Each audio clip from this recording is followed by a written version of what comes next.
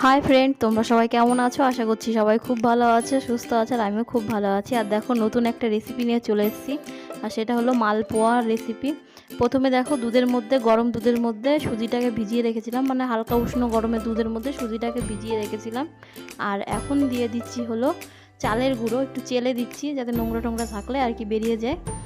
আর এরপরে দিয়ে দিচ্ছি হলো ময়দা। 1 কাপ চালের গুঁড়ো 2 কাপ আর কি 3 কাপ ময়দা লাগবে। আমি পরে আরেক কাপ দিয়েছিলাম। আর 2 কাপ ময়দা দিলাম এখানে, আর পরে আরেক কাপ দিয়েছিলাম আমি। আর দেখো, চেলে নিচ্ছি ভালো করে। আর 1.5 কাপ মতো সুজি দিয়েছিলাম। 1 কাপ চালের গুঁড়ো, 1.5 কাপ সুজি, আর হলো 3 কাপ হলো ময়দা। ঠিক আছে। আর এবার দিয়ে দেবো হলো নারকেল গুঁড়ো। আর একটুখানি চিনি দিয়ে দিচ্ছি। আমার মনে হলো যেন একটুখানি কম হয়ে গেছে চিনিটা, ওর জন্য আর কি আরেকটু চিনি দিয়ে দিলাম। আর আগে তো দিয়েইছিলাম সুজির সাথে, সেটা তো তোমাদের সাথে বললামই। আর এবার দিয়ে দেবো হলো নারকেলটা দিয়ে ভালো করে আবার একটু নেড়ে চেড়ে নেব। আর এক হাত দিয়ে যেহেতু করছি, ওর জন্য একটু অসুবিধা হচ্ছে, সেটা ম্যানেজ করে নিও। আর দেখো, নারকেলটা এবার দিয়ে নিই, তারপরে আবার ভালো করে গুলে নিয়ে দেখতে থাকো আর কি। গুলে নিচ্ছি ভালো করে। আর মিষ্টিটা যার যার আন্দাজ মতো আর কি দেবে, যে যেমন মিষ্টি খাবে তেমন আর কি চিনি দেবে। আর আমি একটুখানি নুন দিয়েছিলাম কোনো মতে, একটুখানি, যাতে মিষ্টিটা আর কি একটু গাঢ় হয়, ওর জন্য আর কি দিয়েছিলাম। আর দেখো, একটুখানি ময়দা দিয়ে দিলাম, পরে আমার মনে হলো যেন আরেক কাপ লাগবে, ওর জন্য দিয়ে দিলাম, পাতলা পাতলা মনে হলো। আর দেখো, মৌরি দিয়ে দিলাম। মৌরিটা খুব ভালো লাগে আমার মালপোয়ার মধ্যে। মৌরিটা দিয়ে দিলাম। আর এটা গুলে কতক্ষণ রেখে দিতে হবে, 1 ঘন্টা বা আধ ঘন্টার মতো রেখে দিতে হবে। তারপরে আর কি করতে হবে, তাহলে ফুলবে ভালো। না সঙ্গে সঙ্গে করলে না ফুলবে না, জিনিসটা বেশ নরম হবে না। দেখো, ভালো করে গুলে এবার ঢাকা চাপা দিয়ে রেখে দেবো আধ ঘন্টা 1 ঘন্টার জন্য। এবার দেখো, 1 ঘন্টা পরে চলে এসেছি।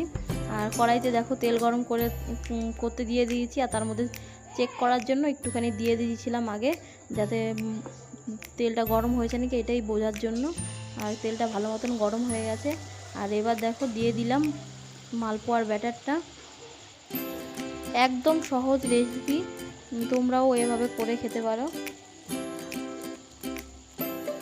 আর দেখো, একদম সুন্দর করে ফুলে উঠবে।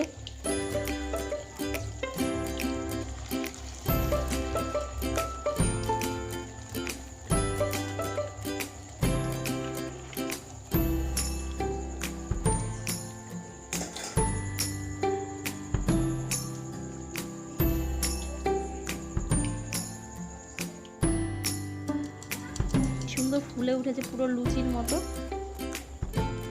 আর খেতেও কিন্তু অসাধারণ হয়েছে। দেখো, একটু লাল লাল করে ভেজে নেব।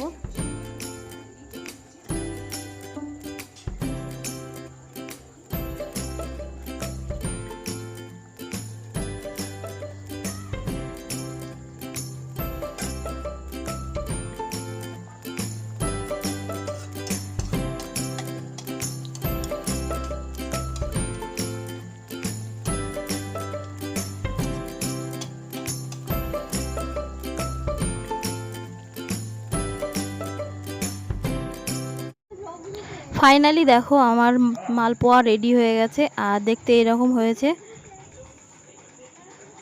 আর খেতেও কিন্তু অসাধারণ হয়েছে। দেখো, সবগুলো একদম গোল গোল হয়েছে, আর ফুলেছে কিন্তু সবকটাই ফুলেছে। আর দেখো, একদম নরম হয়েছে। আর তোমরাও এরকম বানিয়ে খেতে পারো বাড়িতে। আর ভালো লেগে থাকলে একটা লাইক করে দিও, শেয়ার করে দিও। আর অবশ্যই কিন্তু কমেন্ট করতে ভুলো না।